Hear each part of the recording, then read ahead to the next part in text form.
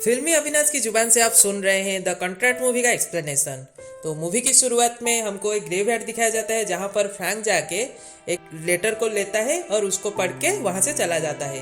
इसके बाद हमें दिखाया जाता है चार दोस्तों को, डेविस, इवान, टर्नर और काइरो, जो एक घर में फ्रैंक का इंतजार कर रहे थे। और इसके बाद फ्रैंक वहां पर आके इन चारों को एक कॉन्ट्रैक्ट के बारे में बताता है, जो कॉन्ट्रैक्ट उसे उस ग्रेवयार्ड में मिला था, जिस कॉन्ट्रैक्ट के मुताबिक जिसमें उनको एक मर्डर करना होगा, जिसलिए उनको बहुत सारा पैसा भी मिलने वाला था।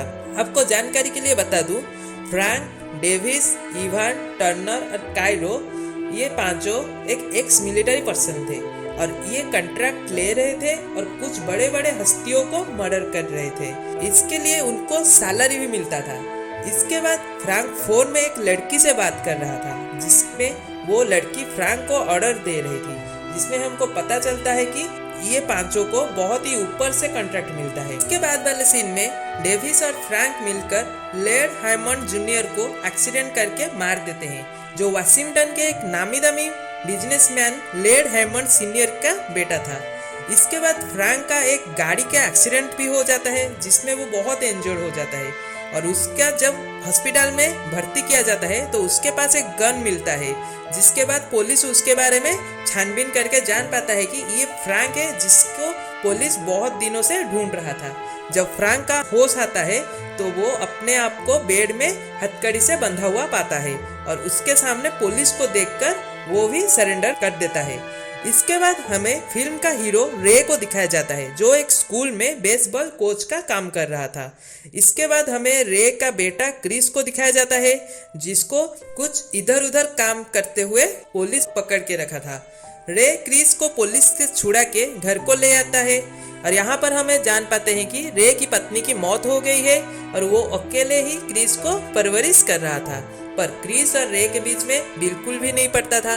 क्रिस रे का किसी भी बात को भी नहीं सुन रहा था। क्रिस को ट्रैकिंग का बहुत शौक था, इसीलिए रे उसके मन रखने के लिए उसके साथ चलता है ट्रैकिंग करने के लिए। दूसरे सीन में पुलिस फ्रैंक को लेकर उसी जंगल के पास वाले रोड से लेकर जा रहा था, जिस जंगल में रे और क्रिस ट्रैकिंग के लिए गए थे। और वहीं पर डेविस, इवान, टर्नर और काइरो फ्रैंक को बचाने के लिए उसी रास्ते को ब्लॉक कर देते हैं और पुलिस गाड़ी के ऊपर गोली भी चलाते हैं, जिसके बाद गाड़ी उसी रोड के नीचे उसी जंगल में जाके एक नदी में गिर जाता है, जहां पर फ्रैंक और पुलिस हेड की हाथापाई होती है और पुलिस हेड को गोली लग जाती है। इसके बाद फ्रैंक उसी गाड़ी से निकल के पुलिस हेड को लेकर वही नदी पानी के बहाव में बहकर जाता है। इसके बाद डेविस को वही लड़की फोन में ऑर्डर देती है कि फ्रैंक को मार देने के लिए, और इसके लिए उसको 25 करोड़ रुपया मिलने वाला था, जिसे इवान, टर्नर और काइरो अनजान थे। अगले सीन में क्रिस और रे ट्रैकिंग करते टाइम फ्रैंक और पुलिस के हेड को नदी में बहाव में बहते हुए देख लेते हैं और रे जाके उनको पानी से ऊपर ले आता है, पर वहीं पर पुलिस मर जाता है और उसके पहले वो रे को फ्रैंक के बारे में सब कुछ सच्चाई बता देता है कि फ्रैंक एक मर्डरर है और उसको पुलिस के हवाले करने के लिए। इसके बाद रे और क्रिस फ्रैंक को अपने साथ पिस्तौल के नोक पर लेके जाते हैं और पुलिस के हवाले करने के लिए, पर फ्रैंक उनको बताता है कि वो बहुत गलत कर रहे हैं, उसके साथ ही उसको ढूंढ लेंगे और रे और क्रिस को बहुत बुरी तरह से मार देंगे। पर रे और क्रिस सब बात को नजरअंदाज करके फ्रैंक को गोली के नोक पे लेके जाते हैं। इसके बाद डेविस, इवान, टर्नर और काइरो पैरों के निशान को देखकर जान पाते हैं कि फ्रैंक जिंदा है और वो फ्रैंक दो लोगों के चंगुल में है। इसके बाद चारों उन तीनों को खोजने लगते हैं। इसके बाद वाले सीन में हमको FBI को दिखाया जाता है, जिसमें हमको पहचान कराया जाता है police agent miles. FBI Frank के केस को लोकल पुलिस से लेके वो छानबीन करने लगता है और यहाँ पर FBI सोचता है कि फ्रैंक प्रेसिडेंट को मारने के लिए एक कॉन्ट्रैक्ट लिया होगा। और इसके बाद वाले सीन में जो चारों दोस्त थे फ्रैंक का, वो एक पुलिस के हेलीकॉप्टर को चुरा के उन तीनों को हेलीकॉप्टर से खोज रहे थे। वहीं पर रे, फ्रैंक, क्रिस को सैंड्रा और उसकी बॉयफ्रेंड से मुलाकात होती है ट्रैकिंग करते हुए। पर फ्रैंक के चारों दोस्त जब फ्रैंक को देख लेते हैं, वो गोली चलाना स्टार्ट कर देते हैं, जिसमें सैंड्रा का बॉयफ्रेंड का मौत हो जाता है और फ्रैंक क्रिस और रे के चंगुल से भाग जाता है।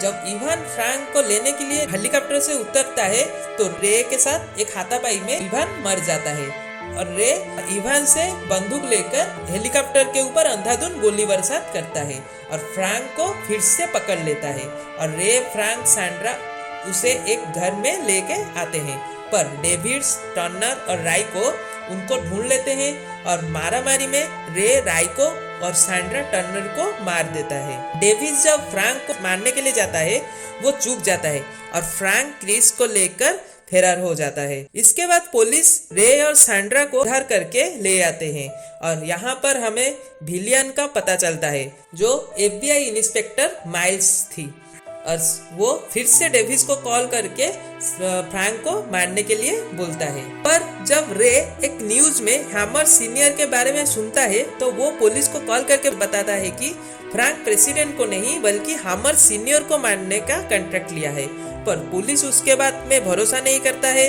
इसके बाद रे खुद जाकर फ्रैंक को रोकता है पर उसी बीच डेविस फ्रैंक के ऊपर गोली चलाता है पर फ्रैंक डेविस को ही मार देता है और रे को क्रिस के पता बता देता है। इसके बाद Frank FBI inspector agent miles से रे और क्रिस को कुछ नहीं करने के लिए बोलता है, जिसको देखकर इंस्पेक्टर माइल्स हक्का बक्का रह जाते हैं और एक स्ट्रीट पार्टी में रे, क्रिस, सैंड्रा मजे कर रहे थे जहाँ पर रे रेडियो में सुनता है कि हेमंड सीनियर की एक बोट एक्सीडेंट में मौत हो गया है और यहाँ पर फिल्म खत्म हो जाता है। तो इस फिल्म में डेविस ही मुझे मेन विलेन लगा क्योंकि वो घर भेदी चोर के जैसा काम कर रहा था और वो पैसा के लिए अपने ही बॉस को मारने वाला था। तो आशा करता हूँ आपको ये फिल्म एक्सप्लेनेशन वीडियो अच्छा लगा होगा। ये वाला वीडियो आप लोग को कैसा लगा आप मुझे कमेंट करके बताइए और वीडियो को लाइक करिए, शेयर करिए और सब्सक्राइब करिए इसी तरह ओल्ड मूवीज का एक्सप्लेनेशन पाने के लिए। और मेरा इंस्टाग्राम ID का लिंक डिस्क्रिप्शन और अबाउट में है, जाके फॉलो करिए। तो आपको कुछ ओल्ड फिल्म अच्छा लगता हो और उसका एक्सप्लेनेशन सुनने के लिए आप चाहते हो तो मुझे कमेंट बॉक्स में सजेस्ट करिए। तो रहता हूँ, फिर मिलते हैं।